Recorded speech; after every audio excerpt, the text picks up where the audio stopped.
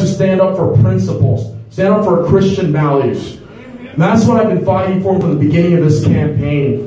I was lucky enough to go on Fox and Friends just recently, 2 weeks ago, and I was able to get my message out and to get a lot of people to realize that there is a challenger.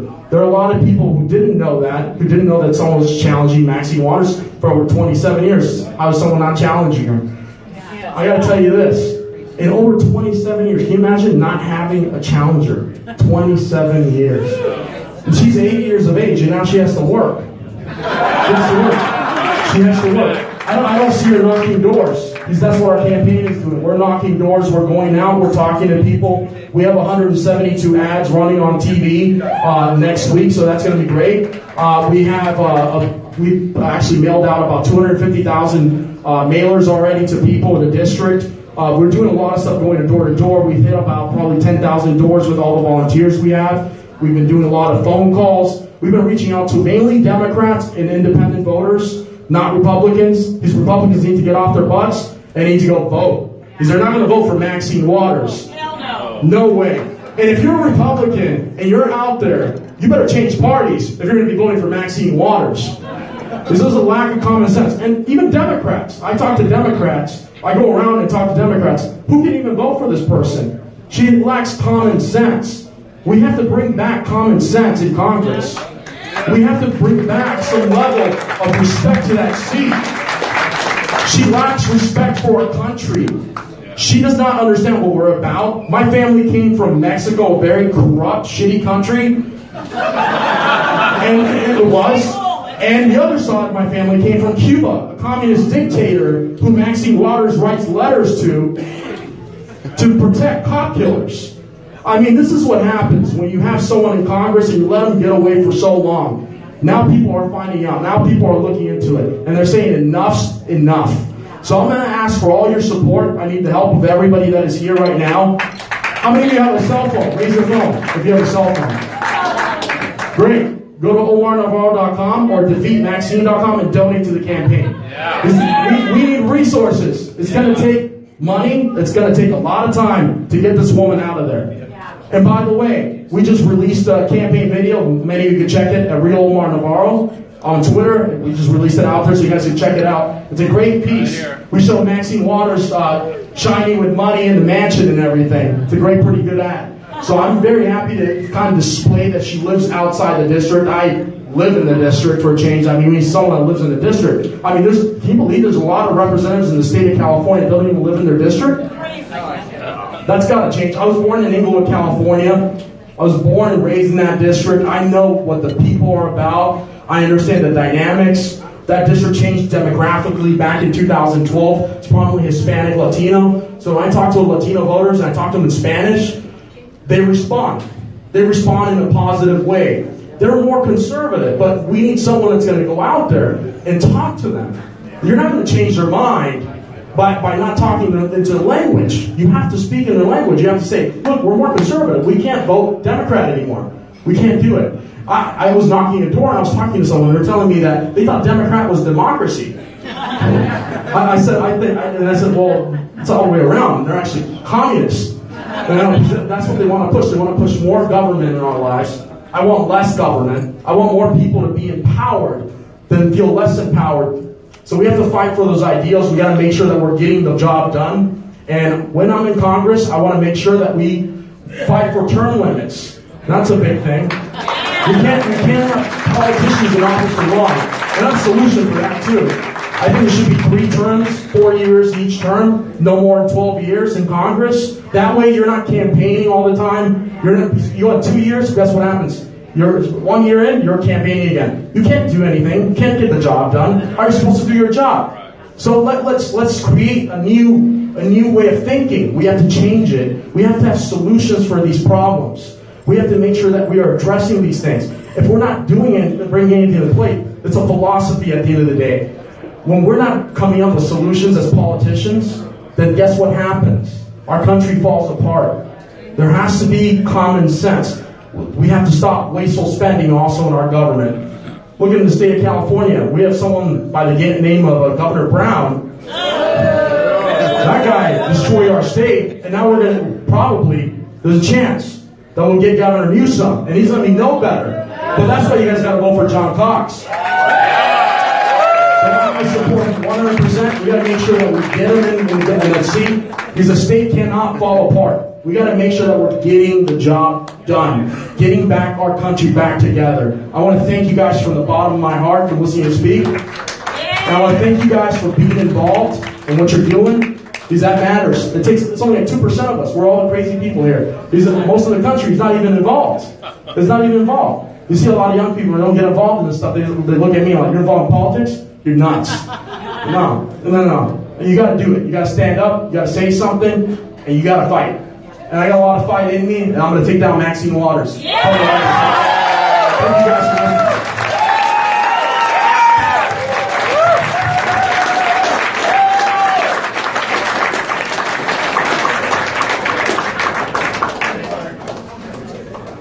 Omar Navarro, everybody.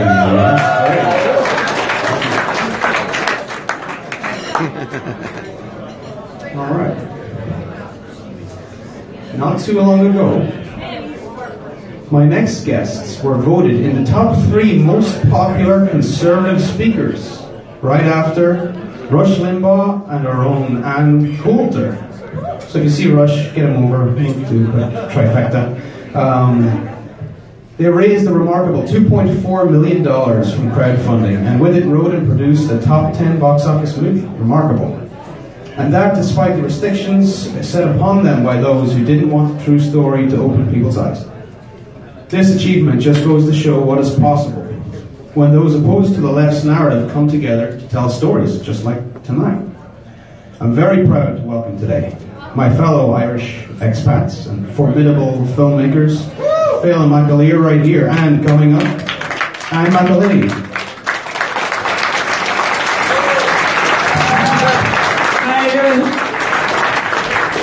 I'm one of the producers of the Gosnell movie.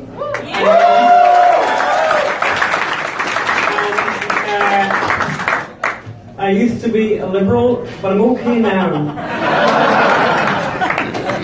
It's a bit weird actually being here, particularly because Ann Coulter is going to be speaking in a minute, and Magdalena Segeda is here as well, one of the other producers of film. And both her husband and my own husband have, let's say, let's put it this way, like an intellectual crush on Ann Coulter. So yeah, but here's the thing that's maybe important to mention. I'm from Ireland, and we invented kneecapping. So I think it's good for, like for Ann to know that, and for Phil, and for Paul, just to remember that. So seriously though, who here, and it's always good, we're in California, so exercise is so important. Who here donated to the Gosnell movie? Stand up.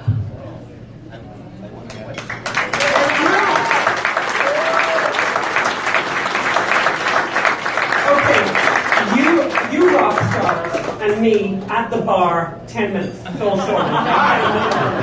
How many people here have seen the Gosnell movie? Stand up.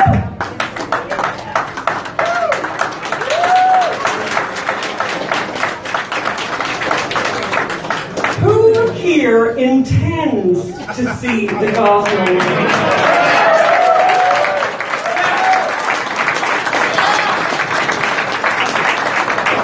The other people who are here, get out.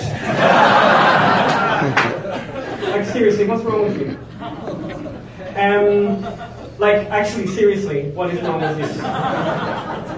It's actually super disheartening. Can I just say actually, by the way, it's super disheartening that I look out here at people who sit through all of that and sit there and won't support a film when people have spent 4 years doing something that no one else did, and telling a story that no one knows anything about.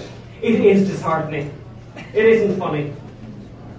I didn't expect that, actually. I quite didn't expect quite so many people to stay sitting and deciding, you know what, not for me.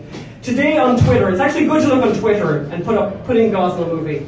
People have driven 3 hours to see this film. They've driven out of state.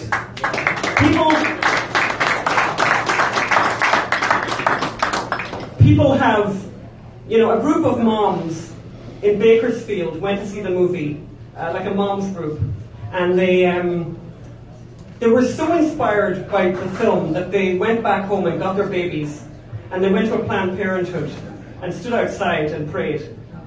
And they had such an impact on a girl who was going in that she changed her mind. Yay!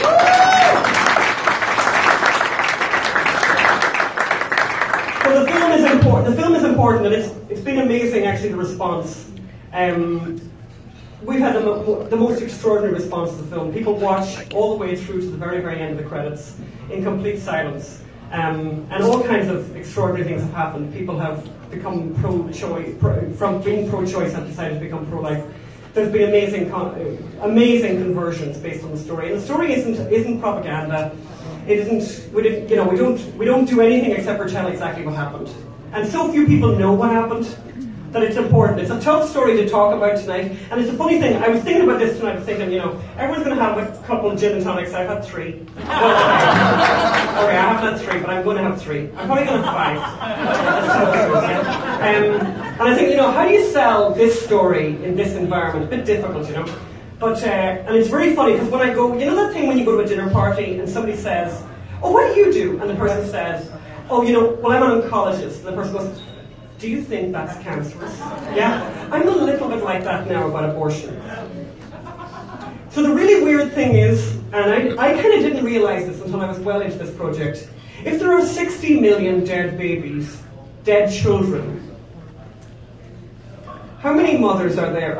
That's 60 million mothers, it's 60 million fathers, it's 60 million grandfathers, it's 60 million grandmothers. How many millions of siblings? That's a lot of people. So I'm traveling all over the country, I've been showing the movie, I've been talking about this issue, and everywhere I go I have these incredible situations where people come up and tell me extraordinary stories, and we have people writing to us all the time, telling stories, and people who have seen the film, the rest of you, whatever. But you guys have seen the movie. At the very end, there's a child at the very end who was saved, who survived, called Gracie.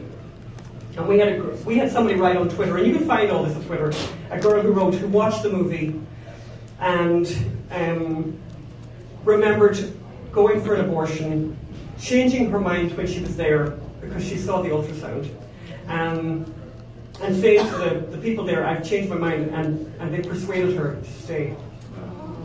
And she had named the child in her head, and she had always in her head thought the child was a girl, and she called the child Gracie.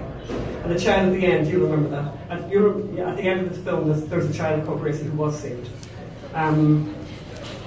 So, I hate liberals.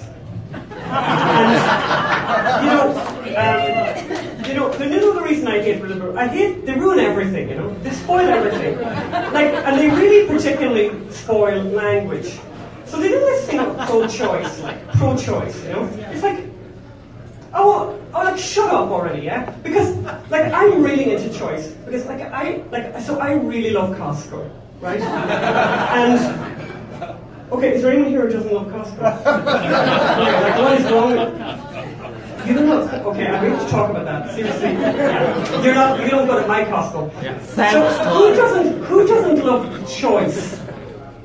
And liberals are very smart like that. They take a word like choice that we just think is fabulous. I'm living in America because of choice, because I love choices. I love having loads of choices. I remember being young in Ireland in the 70s, where you had, are you joking? There was 2 shampoos, bad hair, worse hair, kind of thing. That was it. No choice. Now it's whatever, line upon line of Jehovah and all kinds of stuff. I love that. I just love all that crazy choice. So fuck them with the choice thing, Choice, it's nonsense. No. Are you pro-death or are you pro-life? It's very simple. Are you pro-baby? I actually like it even better to say pro-baby or anti-baby. It's as simple as that, One of the other things I thought about is, this thing nowadays, America's really divided. You know why America's really divided? Oh, shut up.